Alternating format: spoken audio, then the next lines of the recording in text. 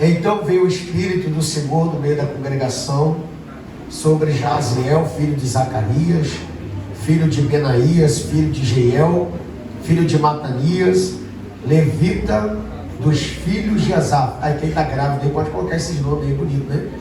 E Jaziel disse: dai ouvidos todo Judá, e vós moradores de Jerusalém, e tu, ó rei Josafá, assim o Senhor vos diz: não temais nem vos assusteis por causa desta grande multidão, pois a peleja não é vossa, senão de Deus. Amanhã descereis contra eles, e eis que sobem pela ladeira de Zite, e os achareis no fim do vale, diante do deserto de Jeruel. Nesta peleja não tereis que pelejar. Parai, está em pé, e vede a salvação do Senhor para convosco, ó Judá e Jerusalém. Não temais, nem vos assusteis. Amanhã saíreis ao encontro, porque o Senhor será convosco. Então Josafá se prostrou com o rosto em terra, e todo Judá e os moradores de Jerusalém se lançaram perante o Senhor, adorando o Senhor. Quem pode dar glória a Deus por essa palavra? Antes de você se assentar, diga assim para o irmão mais bonito que está do seu lado. Se você for casado, você olha para a sua digníssima, senão você vai me complicar aqui, né? Em nome de Jesus. Mas se você não tiver sua digníssima, olha para o seu irmão, para a sua irmã, e aí diga assim: essa peleja não é sua. Não, está muito fraco, diga: essa peleja não é sua. Essa peleja é do Senhor. Quem pode dar glória a Deus essa noite? Os irmãos podem se assentar aí em nome de Jesus. Aleluia. Eita glória.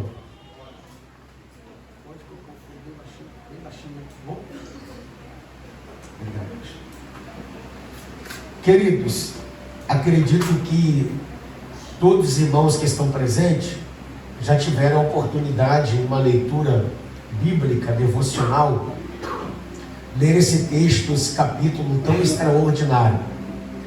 Vale lembrar os irmãos, desde quando Josafá assumiu o trono da casa de Israel, Josafá, ele fez tudo aquilo que agradava o coração de Deus. Ele organizou o culto, ele organizou a vida física, espiritual, moral, e até mesmo Josafá fez com que todos voltassem ao culto ao Senhor. Porque os irmãos bem sabem que muitos reis que assumiram o trono da casa de Israel, muitos deles mais levaram Israel ao fracasso do que Israel a uma prosperidade espiritual. Quando eu digo prosperidade espiritual, não é simplesmente financeira, só que vai muito mais além do que isso. Porque muitos reis não obedeceram os mandamentos do Senhor, a lei de Moisés, e com isto o Senhor permitiu que muitos deles viessem ao fracasso, sendo derrotados até mesmo por muitos dos seus inimigos. Mas Josafá, ele fez tudo aquilo que agradara ao Senhor, e até mesmo ele fez tudo organizando as objetividades daquilo que o Senhor queria como princípio de adoração. E diante do reinado de Josafá, houve muito acordo de paz pela prosperidade que o Senhor deu para ele. Então não houve muitas guerras em seu reinado, até porque o Senhor deu prosperidade para ele, deu riquezas, e muitos inimigos pagavam tributo para Israel. Então muitas nações preferiam fazer acordo de paz ou selar acordo de paz do que guerrear contra Josafá. Então a Bíblia diz que Josafá até mesmo se acomodou por isso, pelo fato que muitos inimigos fizeram aliança, até por conta de Acabe e Acasias, se não me falha a memória. Mas a Bíblia diz que chegou um tempo que os inimigos começaram a se alvoroçar, porque começou a se incomodar pela prosperidade que Deus deu para Josafá. Melhor dizer, os inimigos, em vez de ficarem quietos da forma que estavam em pagar tributo para Israel, a Bíblia diz que 3 nações vão se rebelar contra Israel. E aquilo vai se apavorar tanto Josafá, pelo fato que essas 3 nações, junto com o exército que Josafá tinha em mãos, era impossível aos olhos humanos Josafá vencer essa batalha. Quando tudo estava quieto, sossegado, tudo em ordem, no seu devido lugar, Josafá, sentado no trono, regendo com justiça e paz, ele vai receber uma notícia inesperada, que Moabe, os moabitas, amonitas e os árabes vão se levantar contra Josafá para tentar tirar o seu trono. Por que Josafá, quando recebe essa notícia, ele vai tremer se Deus o prosperou tanto? Porque essas três nações, quando se levantavam, raramente eles perdiam batalha.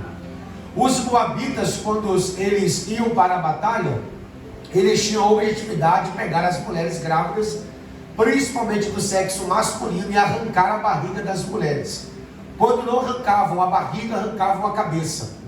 E até mesmo quando eles pegavam os soldados, eles arrancavam as pernas e arrancavam os braços. Os amonitas, quando eles iam para a guerra, a objetividade deles era arrancar o olho direito dos soldados. Isso os irmãos conseguem enxergar no primeiro livro de Samuel, no capítulo 11, quando Saul está começando a ganhar território sobre a casa de Israel. A primeira guerra de Saul foi contra os amonitas. E a Bíblia diz que um líder chamado Naás, que no hebraico significa serpente, ou aquele que age com muita astúcia, ele vai fazer um acordo com os homens de Gileade, ou tenta fazer um acordo com os homens de Gileade. Que acordo é esse? Se os homens entregassem o olho direito na mão desse príncipe chamado Naás, não haveria guerra para Israel. E a Bíblia diz que Saul, quando estava no campo, ele ouviu esta notícia. E todo o campo de Israel se apavorou, porque os anciões de Israel concordaram em entregar o olho direito para que não houvesse guerra. Saul, quando ouve isto, Saul vai se apavorar, mas vai para o campo de batalha e vai dizer para todo Israel que quem não pelejasse por Israel, até mesmo seria quebrado ou seria destruído, porque eles seriam fracassados do que serem vitoriosos. Então Saul, ele começa bem dizendo que quem não pelejasse por Israel seria fracassado, mas quem pelejasse por Israel seria vitorioso. E a Bíblia diz que eles não negociaram com os amonitas, porque os amonitas, apesar de serem homens cruéis, Saul conseguiu colocar coragem no coração do povo. Então, quando Josafá, ele ouve que os moabitas, os amonitas, vai entrar na terra de Israel, vai tentar entrar na terra de Israel, ele vai se apavorar. O que Josafá pensa? Mulheres grávidas vão perder as crianças, mulheres grávidas vão perder as cabeças, e os soldados vão perder o olho direito. Mas uma das características de outro povo, que uma tradução mais atual vai dizer, não a descendência dos árabes, mas os meunitas, mas são praticamente o mesmo povo. Eles eram até mesmo muito mais poderosos entre os amonitas e os moabitas, pelo fato que os meunitas, ou os descendentes dos árabes, aonde eles entravam, saqueavam e deixavam o povo morrer de fome. Então, quando Josafá ouve essa notícia, a Bíblia diz que ele vai temer, e esse temer aqui na Bíblia é ter medo. Realmente, essa expressão medo vai mostrar que Josafá, na sua estrutura física, vai tremer na base. Porque aonde essas três nações entravam, o poder de devastação era extraordinário. Então Josafá, ele tem, mas o temor de Josafá não fez ele ser covarde, porque não é errado a gente ter medo, é errado dentro do medo a gente se acovardar, porque Provérbios 24:10 está escrito assim: se nós nos mostrarmos frouxos no dia da angústia, a nossa força será pequena. Então não é você errado ter medo, mas errado é dentro do medo você se acovardar e fugir da batalha. Josafá, dentro do medo, a Bíblia diz que ele tem duas atitudes.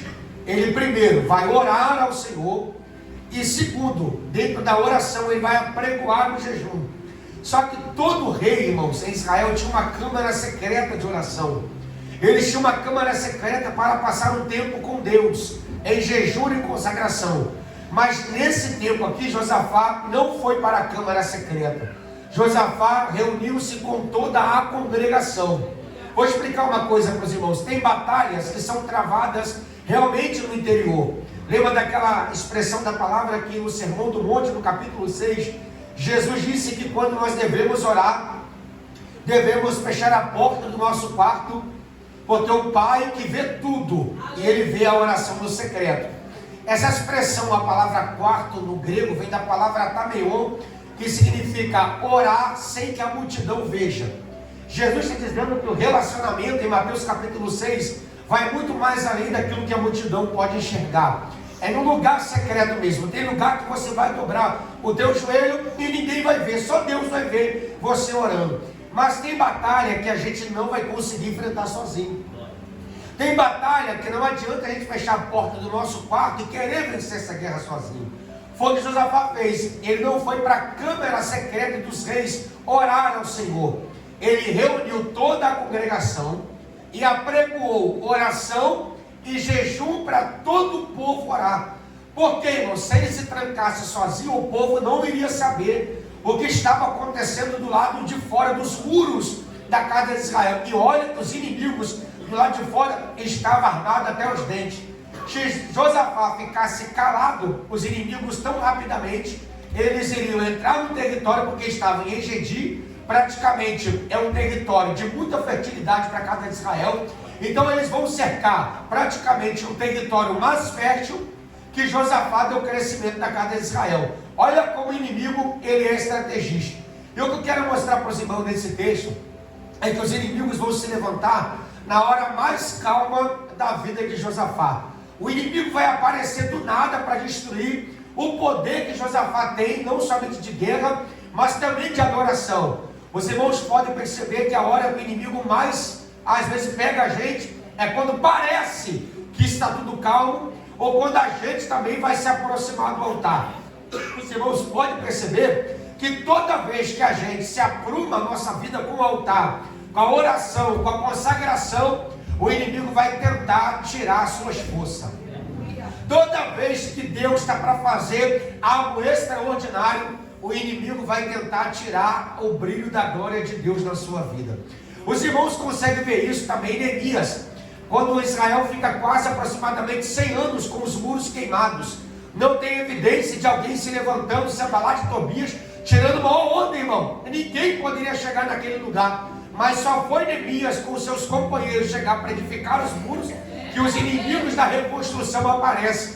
Os irmãos podem parar para analisar. Toda vez que Deus está para fazer algo tremendo, toda vez que Deus está para fazer algo poderoso, toda vez que a gente se sente confortável, nossa zona de conforto, o inimigo vai aparecer para tentar atribular a nossa vida. Aí por isso que o texto de Josafá teve medo. Porque se os irmãos parar para analisar, ele vem com toda a força para tentar derrubar a gente. E se os irmãos parar para analisar, o que o inimigo mais quer fazer com a igreja é simplesmente roubar o tempo da palavra, mas também roubar o poder da adoração. E eu te provo isso na Bíblia, porque na vida de Jó, a primeira coisa que o diabo tirou não foi a família, não foi a saúde, irmão, não foi o dinheiro. A primeira coisa que o diabo tirou de Jó foi os bois. Porque Jó usava os bois para sacrificar a Deus. Porque sem adoração o homem não é nada, irmãos.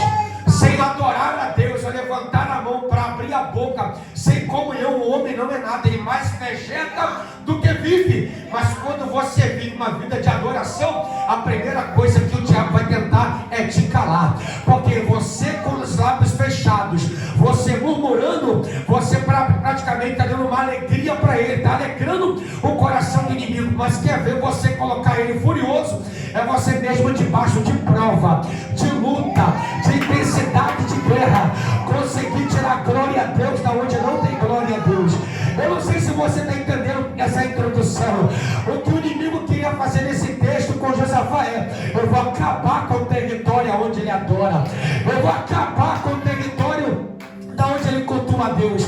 Mas a Bíblia diz que no medo, Josafá, ele vai orar a Deus. E na oração, irmão, os irmãos podem ler do versículo 6 ao versículo 12. Não tem palavra de questionamento, não tem palavra de murmuração. Na oração, Josafá vai trazer a soberania de Deus para mais perto. Josafá vai clamar a soberania de Deus. Eu não sei se vai dar para dar glória. Quer vencer a guerra? Quer que Deus traz vitória em tempo de guerra? Não adianta você murmurar, querido. Eita glória! E murmuração é uma resposta descabida contra Deus. Vou explicar melhor. Toda vez que a gente murmura, você grita para o céu: Deus não sabe trabalhar, eu sei o que eu quero. Aí você não entende por que Deus matava no deserto, por que aquele povo no deserto não alcançou a terra prometida, irmão. Deus tira do Egito como escravo. Eles tinham aparência de escravo, identidade de escravo. Eita glória, Deus tira eles como um forte. Deus faz milagres, sombra de dia, fogo de noite. Eita glória, alimento todo dia. A glória de Deus se manifestando. E o povo ainda murmura. Pode perceber que murmurador não cresce. Pode perceber que murmurador não prospera. Mas se você adorar no tempo de guerra, eita glória, o que é para Deus fazer no futuro, Deus começa a fazer no presente. Aí eu não vou aguentar ficar muito tempo. Eita glória, quietinho desse jeito. Eu quero liberar a primeira palavra profética para a vida de alguém. Esta noite não é tempo de você murmurar. Se você na guerra começar a orar e trazer a soberania de Deus para mais perto, Deus vai trazer vitória para o arraial. Pega na mão desse crente pentecostal que está do seu lado e diga: sobre tempo de guerra não é tempo de murmurar. Diga: tempo de guerra não é tempo de reclamar. Eita, diga para ele: transforme a sua inquietação em oração. E se você orar, não tem capeta que vai ficar na tua frente, porque a vitória é nossa pelo sangue de Jesus. Quem crê nessa palavra? Tem alguém para reagir, para dar glória a Deus? Aleluia, essa glória. E mais forte ainda do que a oração é também orar e jejuar. Irmão, Josafá, ele fez um dia de proibição. Ele disse para que desde as mães com criança de mama até os animais, ninguém jejuasse naquele dia. Olha que coisa extraordinária. Porque, irmãos, o que é sacrifício para nós, Deus vê como oportunidades para confundir o adversário. Sabe qual é o nosso problema? É a gente querer se alimentar mais do pão da terra do que do pão do céu. Aí tem crente que não ora, não jejua e quer que Deus dê vitória para ele. Deus vai dar vitória para você, não, irmão. Sinto muito em dizer isso, mas ele não vai fazer isto. Olha que coisa interessante, quando ele jejua com o povo, a Bíblia diz que Josafá faz a parte dele. Pastor de volta. Josafá faz a parte dele. Ele ora, ele jejua e toda a congregação junto com ele. E o inimigo está onde? Do lado de fora, que até então o inimigo não conseguiu entrar no território de Israel. Mas Josafá ele ora: Senhor, tu és o Deus de Abraão. E no tempo de Abraão para cá, o Senhor, lembro-me que o Senhor expulsou os moabitas desta terra. Porque os seus irmãos lembram, os moabitas prejudicaram Israel no tempo de Moisés. Então Josafá traz a memória do Senhor, no bom sentido, é claro, em oração, os benefícios que Deus fez pelo povo de Israel. Quando Josafá ora, baseado na Bíblia, e Josafá até então no versículo 12, ele diz: ah, nosso Deus, nós não temos força para ir contra esta multidão. Realmente não tinha, irmão, porque em questão de número, o inimigo era muito maior do que o povo de Israel.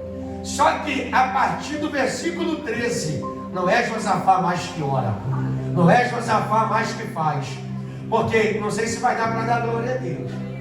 Tem um tempo, irmão, na nossa vida que Jeová vai deixar você falar à vontade. Tem momento em nossa vida que Jeová vai deixar você gritar. Até um pouquinho de momento ele vai deixar você fazer até a sua pirracinha.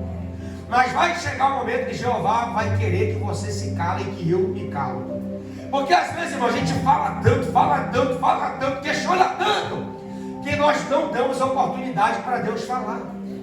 Nós não damos oportunidade para Deus bradar e fazer o que Ele quiser. Enquanto Josafá orou e jejuou e fez a parte dele, Josafá se cala e fica de pé na congregação. De repente, irmão, o Espírito do Senhor, eita glória, eu gosto desse glória a Deus. De repente, Jaziel é apoderado pelo Espírito do Senhor. E a boca de Jaziel, irmão, daquela congregação, há muito tempo ninguém ouvia mais a voz do Senhor. Mas só foi o crente orar e jejuar que Deus toma a boca dos profetas no meio da congregação. Vou repetir: Josafá orou e jejuou e Deus trouxe a resposta. Irmãos, eu nunca vi crente que ora e jejua, Deus não dá resposta. Deus sempre traz resposta para o crente que ora, crente que jejua e procura a Deus no momento certo. Eita, glória a Deus. Eu não sei se eu já disse isso aqui para os irmãos, aquele texto no segundo livro dos Reis, no capítulo 4, daquela mulher mulher é uma mulher extraordinária, sem marido, com uma dívida impagável, 2 filhos para serem levados a ser escravo. Ela poderia acabar com tudo na casa dela, ela poderia se matar, ela poderia chutar o pau da barraca, mas ela foi até o profeta Eliseu e disse assim: meu marido era teu servo, você sabe a história dele, mas ele morreu deixando uma dívida. Eliseu pergunta assim para ela: o que é que você tem em casa? Parece uma pergunta ignorante, porque Eliseu sabia da situação dela, marido morto, dívida impagável, 2 filhos para ser escravo.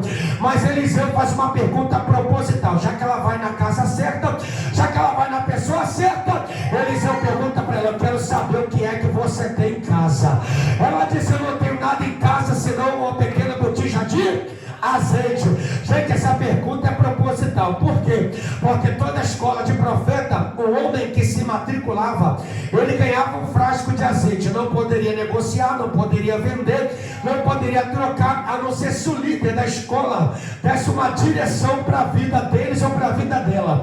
Como o marido dela morreu, Eliseu queria saber se o testemunho dela era verdadeiro, porque Deus só pode agir de acordo com o que você tem em casa. Você não entendeu? Josafá saiu de casa em oração, em jejum.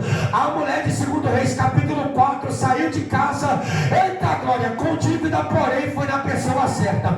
Eliseu pergunta para ela: quero ver se o teu testemunho é verdadeiro, me diga o que você tem em casa. Ela disse: eu não tenho nada em casa, tem uma vírgula, senão uma pequena botija de azeite. Agora vai na casa dos teus vizinhos, pega a vasilha emprestada. Quando você pegar emprestada, vai para a tua casa, fecha a porta, pega o frasco de azeite, deita sobre outras vasilhas, porque Deus vai fazer multiplicação na tua casa. Eu não sei se a igreja está me entendendo, mas eu estou dizendo para a tua vida que não adianta o inimigo cercar, não adianta o diabo fazer gracinha, não adianta o diabo se levantar. Deus vai usar alguém para te orientar nesse tempo de batalha, nesse tempo de guerra, nesse tempo de luta. Eita glória! No meio da congregação, Jaziel se levantou e deu uma palavra de Deus para o coração de Josafá.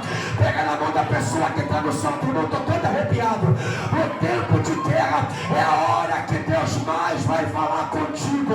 É Deus te tirando da zona de conforto, porque na zona de conforto você não ora, você não jejua, você não busca. Deus está dizendo para alguém aqui: é eu que estou permitindo sacudir a tua estrutura, é eu que estou permitindo a prova chegar para você voltar para onde você nunca deveria ter saído. Eita glória, irmão, estou sentindo uma presença. Eu quero liberar para a vida de alguém esse reboliço. É Deus que está permitindo para que a glória dele seja manifestada sobre a sua vida. Se você quer isso, eu digo aleluia.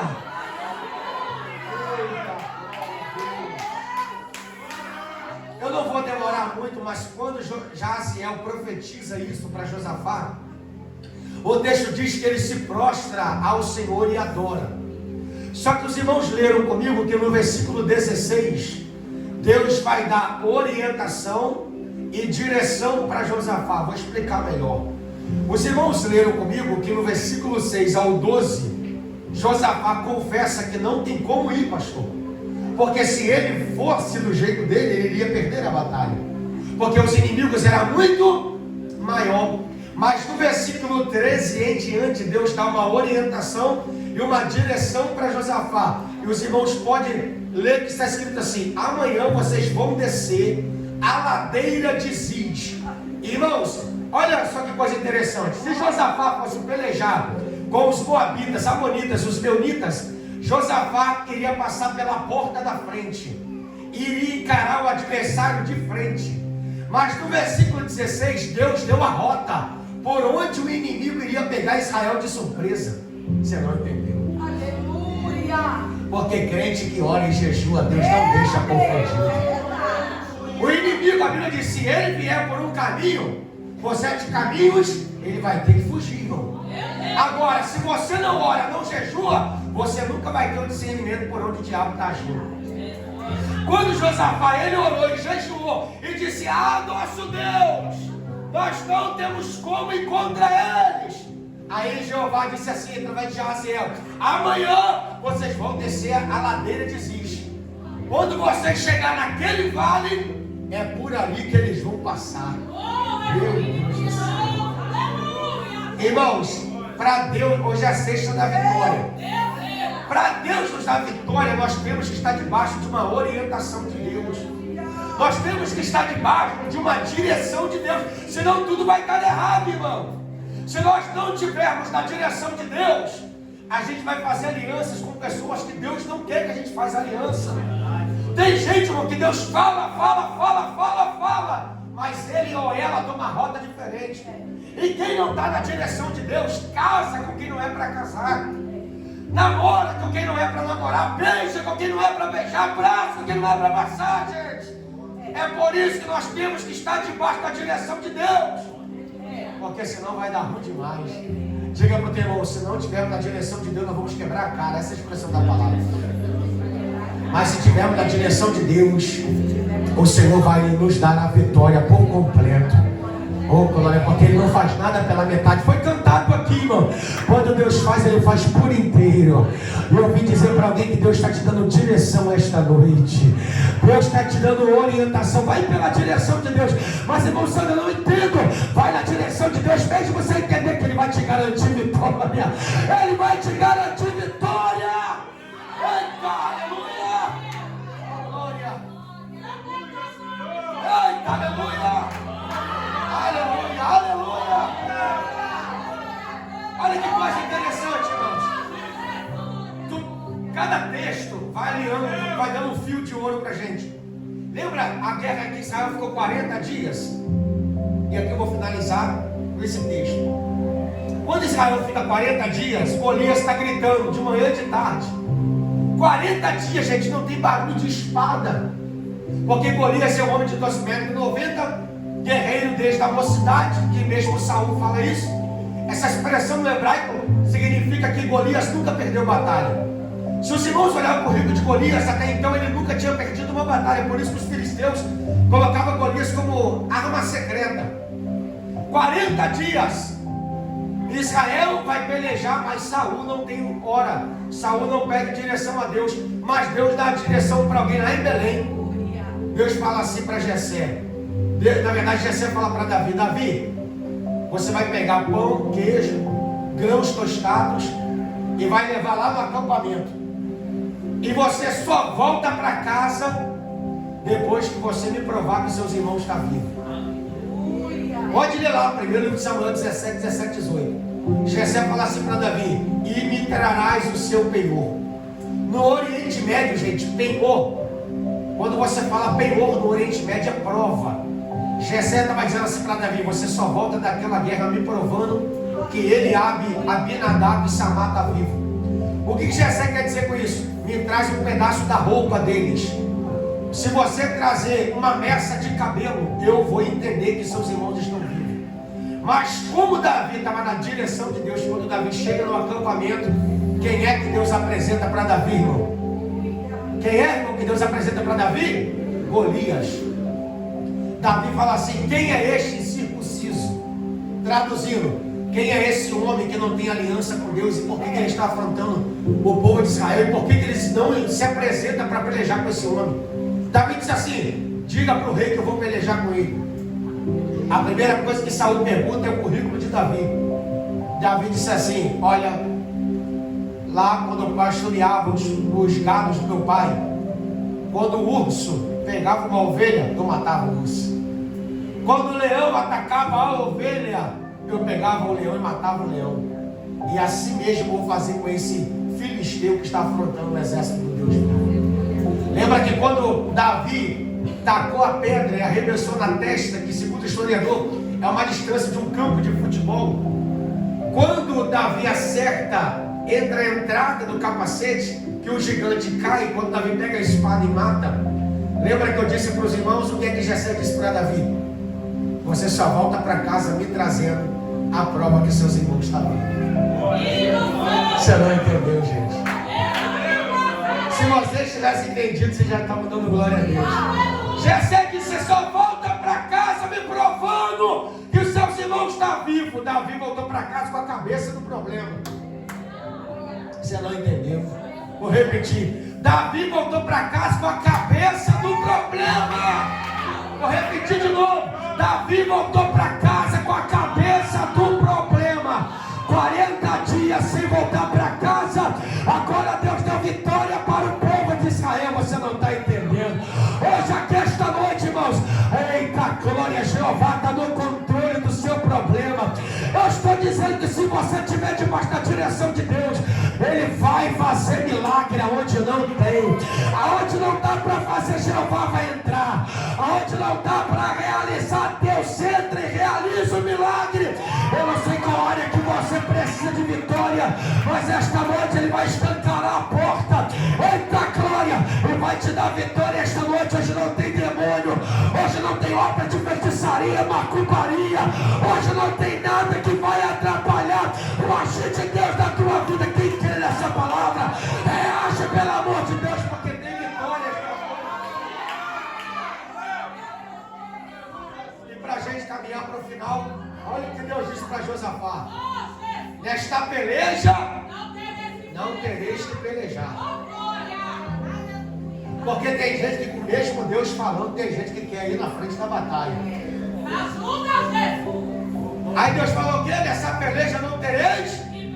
Parai e vede o livramento do Senhor. Aí Deus fala assim: Josafá, para você entender que eu estou no controle desta prova, desta luta, e você não vai precisar pelejar contra esta multidão, coloca os cantores na frente. Eu vou te explicar uma coisa aqui, irmão. Se tu der pelo menos uma rajada de língua estranha, eu mesmo falo, pastor de Val, nunca mais me convidar. Mesmo Josafá ouvindo isso, eu gosto de tudo bem explicado. Mesmo Josafá ouvindo isso, olha como Josafá iria armar a batalha. Porque era normal em Israel: homens de espada na frente, outra guarnição de homens de espada atrás. Geralmente a arca ficava atrás desses homens como sacerdotes. Por último, era o grupo dos cantores. Josafá, mesmo ouvindo Deus dizendo: nesta peleja não tereis que pelejar, Josafá iria para a guerra arrumando os guerreiros da forma dele. Aqui Josafá, aqui que Deus faz? Coloca os cantores na frente, porque essa guerra não vai ter barulho. Eita glória! Só porque eu ouvi dois glória a Deus aqui, um aleluia e o meu Deus aqui. Eu vou repetir. Tem pessoas que mesmo Deus falando que vai dar vitória, ainda fica nervoso, ainda fica se esguelando. Mas Josafá entendeu que Deus queria. Coloca os cantores na frente. E qual é a canção, Jeová? Só o Senhor é Deus. E a sua benignidade dura para sempre. Senhor, é só para cantar isso? É só para cantar. Porque enquanto vocês cantam, eu faço toda a obra. Eita glória! Hoje Deus me trouxe aqui para dizer para alguém: hoje não vai precisar levantar a espada, hoje não vai precisar bater de frente com o inimigo, porque o Senhor diz: vai louvando, vai louvando, vai louvando que eu dou vitória, vai cantando que eu dou vitória. Eu não sei aqui, irmãos, quem já acordou chururu, né? Meio triste, meio cabisbaixo, mesmo a gente que não sabe cantar, erra mais do que canta, puxa o S no lugar do R, R no lugar do Z, mas a gente vai cantando, nossa espécie a letra do louvor, todo pedaço emenda no outro, mas o importante é louvar de coração, né, irmão? Eita glória! Aí nesse título você vai louvando, a tristeza vai embora, a depressão vai embora, eita glória! A depressão vai embora, a mente vai embora, a mente confusa vai embora, os pensamentos maus vai embora. Aí Jeová da eternidade, ó desejo, desce lá na cozinha dela, desce lá no trabalho dela, desce lá no ônibus onde ela está chorando, desce lá, Senhor, desce lá, porque hoje é dia da vitória de crente. Ai meu Pai do céu, eu sinto que uma nuvem de glória se aproximou da gente. Eu vou te dar um minuto para você levantar tuas mãos e você vai oferecer o teu cântico a Deus. Toda a igreja, levante um minuto as tuas mãos esta noite. A Bíblia diz que Josafá venceu a batalha com as mãos levantadas, adorando, cantando, e Deus desbaratou o capeta no caminho. Eita glória! Eu vou te dar um minuto para você expressar a tua alegria, sem forçação, mas há uma glória de Deus aqui. Eu estou sentindo, pastor Nilson, que tem crente com a mão levantada que está sendo curado, tem crente que abriu a boca para adorar mesmo sem força, mesmo em lágrima. O Senhor está derramando Hoje não tem Moabita, hoje não tem Amonita, hoje não tem Meunita. Josafá, para e vede. Hoje tem livramento, hoje tem livramento.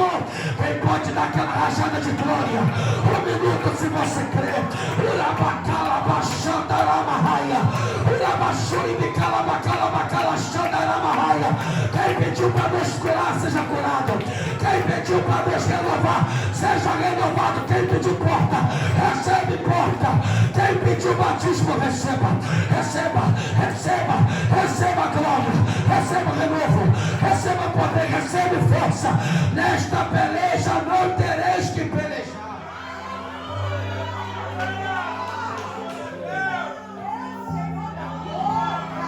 Oh, glória.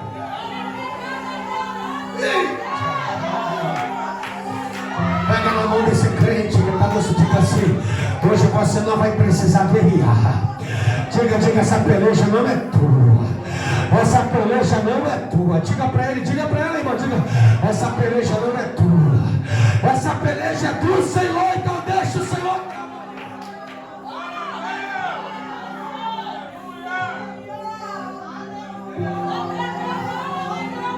Há uma presença de Deus aqui, irmão. Extraordinário.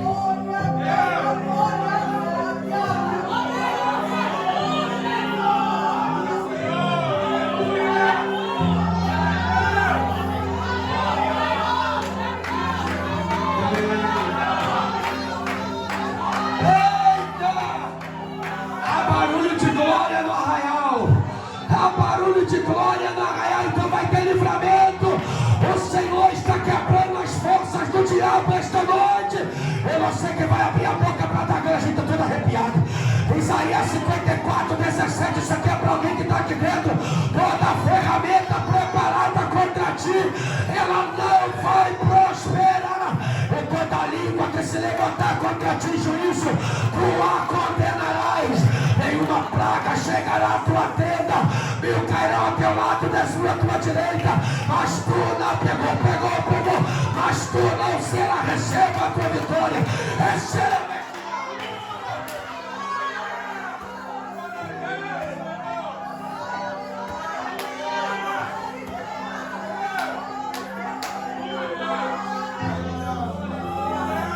Eu preciso encerrar, gente, por causa da hora. Eu expliquei para os irmãos que enquanto eles louvavam, Deus deu vitória. Mas por que, irmãos, que o inimigo perdeu esta batalha? Lembra que não somente simplesmente eles obedeceram. Quando eles descem o vale de Meraca, se não fala a memória, não é um vale muito grande. Lembra que quando Deus dá a orientação e fala que a peleja não era deles? Quando Josafá entende que os cantores vão na frente e começam a cantar, perceba que tem lugares que quando você abre a boca dá eco. Não dá eco, que a sua voz ecoa, vai longe. Quando Josafá e os cantores começaram a cantar, pastor isso, os inimigos lá do outro lado ouviram tantas vozes e eles pensaram que o exército de Josafá era maior do que o deles. E o que na Mesopotâmia o exército fazia? Quando o exército era maior, que eles viram que não tinha condições mais de guerrear, para não morrer na mão do inimigo, o que eles faziam?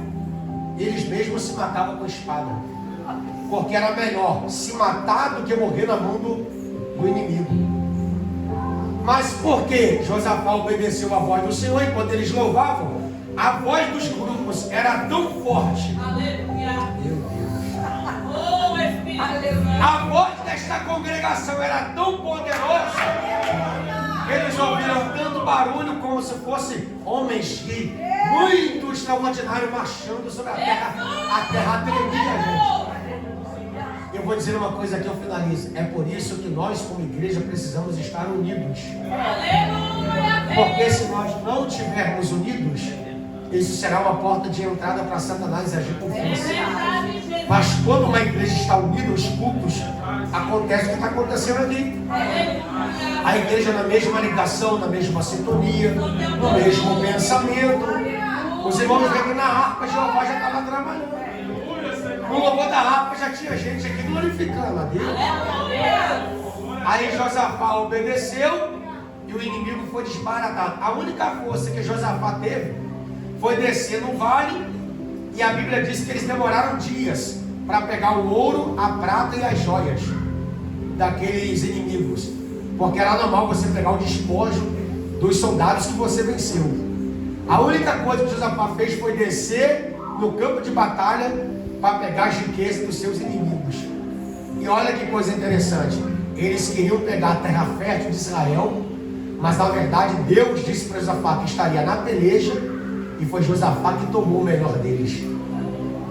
O que eu quero dizer com esta palavra é que se nós não obedecermos à voz do Senhor, nós não comeremos o bem desta terra. É verdade. O que eu vou falar aqui com os irmãos é 2 minutos, eu encerro. Eu já falei isso aqui, são 9h22, e repito, eu não sei se eu contei isso aqui para a igreja ou ao pastor, mas eu sou pai de 3 meninos. Meu mais velho vai fazer 11 anos, o do meio tem 7, e eu tenho um bebezinho especial, ele é autista, grau 2, autista não verbal. Para os médicos, meu filho nem era para estar vivo, porque no seu nascimento ele teve um AVC isquêmico do lado esquerdo. Meu filho anda puxando a perna.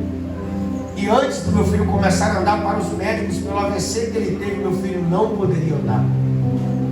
Até hoje eu nunca ouvi meu filho falando, nem papai, nem mamãe, nem chamando o nome dos irmãos. Nunca ouvi meu filho falando. Meu filho, até 1 ano de idade, 1 ano e meio, 1 ano e 8 meses aproximadamente, meu filho tomava um leite que custava quase R$400 a lata. Eu gastava por mês quase R$4.000 de leite. Isso era o dobro do meu salário, eu ainda não pago aluguel. Meu filho, com 1 ano de idade, meu filho não andava. 1 ano e 4 meses, meu filho não andava. Até que eu levantei de madrugada durante uma semana, no mesmo horário, entre 2h30 e 3h30 da manhã, que é o mesmo horário que eu oro até hoje. Sem celular, eu acordo no mesmo horário todo dia. Todo dia. Mas nas primeiras semanas eu não entendi que eu estava acordando esse horário. Eu pensava que eu estava com sonolência. Eu ia ao banheiro, voltava a beber a água e ia para o quarto. Quando chegou na sexta-feira, Deus falou assim: eu estou querendo falar contigo. E eu falei com o Senhor: se és tu, eu conheço a tua voz, mas se é o Senhor, fala comigo amanhã no mesmo horário. 3 horas da manhã, sem o celular despertar, eu acordo. Fui ao banheiro, fui à geladeira. Quando eu girei a massa do quarto para voltar a deitar, Deus mais uma vez: dobra os joelhos, eu quero falar contigo. Tirei um período de oração, senti que Deus estava para fazer algo novo. 3 dias depois, ou 1 semana, se não me falha a memória, eu recebo a ligação do meu celular, minha esposa. Quando a minha esposa me liga mais do que 2 vezes, 3 vezes, eu tenho que atender, porque já virou emergência. Ela disse assim: eu preciso falar contigo. Eu disse: fala logo, cala-se para sempre. Brincando, né? Ela falou assim: você não sabe o que aconteceu, não quer ver me matar. Ela falar: você não sabe o que aconteceu. Quanto mais que eu tenho 3 meninos, e ele tinha 1 ano e pouquinho. Eu falei: fala logo, moleque, pelo amor de Deus, vai matar. Ela disse: nosso filho começou a engatear. Eu falei: engatear? Nem engatear, ele engateava. Eu falei: glória a Deus. E olha que eu tinha lido esta palavra, por isso que eu estou pregando ela. E eu falei assim: começou a engatear. Ela falou: calma. Ele começou a engatear e já começou a andar. Meu Deus! Eu falei: fala de novo. Ele começou o quê? Ele começou a andar. Levamos ele ao médico, o médico diz: impossível. Mas eu disse: mas para Deus tudo é possível. Eita glória! Começamos a orar, ele ainda anda arrastando um pouquinho da perna, virando um pouquinho o lado do pé esquerdo. Mas com 1 ano e 8 meses, irmãos, eu não aguentava mais comprar aquele leite. O leite era muito caro, muito caro. E ele vem da metade para baixo, ele não vem até para cima. E durava 3 dias cada lata de leite. Até que eu falei com a minha esposa: faz algo, vê alguma coisa na internet para autista, porque até mesmo ele tinha alergia às proteínas do leite. Se tiver alguma coisa no chão, meu filho tocar, meu filho já fica empolado e levar para o médico. Até hoje ele é assim. Mas começamos a orar do leite, Meu filho começou a rejeitar. Ele começou a vomitar o leite caro, irmão. Eu falei, não, ele vai mamar essa lata agora, não é possível, R$400, irmão. Vale ouro. E ele vomitava. Até que a minha esposa fez o leite do próprio arroz. Coloca o arroz no liquidificador, né? Bate ele e mais alguns troços lá. E aí ele começou a beber. Do nada o menino começou a vomitar comigo. Falei, pronto, tem alguma coisa errada. Começamos a orar. Hoje o meu filho não bebe mais esse leite caro. Não, você não dá glória a Deus porque não é contigo, não é seu bolso, né? Meu filho hoje não bebe mais leite no próprio arroz. Eita glória, meu filho está confundindo a medicina. Ainda, pastor, meu filho não fala, mas eu creio que o Deus que completa a boa obra é fiel para terminá-la. Ninguém pode levantar a mão da glória a Deus, ou seja, nesta peleja você não tereis que pelejar. E aqui eu chego onde eu quero dizer. Eu estava sentado na sala da minha casa. Eu recebi uma presença muito negativa. A minha carne tremeu, irmão. Tremeu, meu corpo começou a arrepiar. E antes do meu filho começar a andar, o diabo se apresentou e disse assim: tu ainda teme a Deus? Tu prega a cura, mas o teu Deus não cura. Você libera a palavra, mas a tua casa, o teu Deus não cura a tua casa. Irmão, de repente eu comecei a adorar a Deus, comecei a ler a palavra em voz alta, senti aquela presença gostosa do Espírito Santo, e ele disse assim: filho meu, não temas, porque eu sou contigo. Não te assombres, porque eu sou teu Deus. Eu te pego pela tua mão direita e te sustento com a destra da minha justiça. Por que eu estou contando isso? Eu não estou contando algo pessoal mesmo, estou dizendo para mim aqui dentro. Você precisa acalmar o teu coração. Você precisa entender que o teu Deus é um Deus grandão. Ele é um Deus todo-poderoso. Ele trabalha e quando ele faz, ele capricha. Você pode levantar suas mãos. Eu quero liberar uma palavra de Deus para o teu coração esta noite. Além de Deus te dar vitória, ele vai caprichar na vitória que Deus vai te dar. Quem crê nessa palavra, eu libero e você reage. Esta peleja não tereis que pelejar. O Senhor está no controle da tua prova. O Senhor está no controle da tua luta. Quem crê nessa palavra, levante a mão e dá maior grito de glória que você já deu esta noite. Eu agradeço a minha oportunidade em nome de Jesus.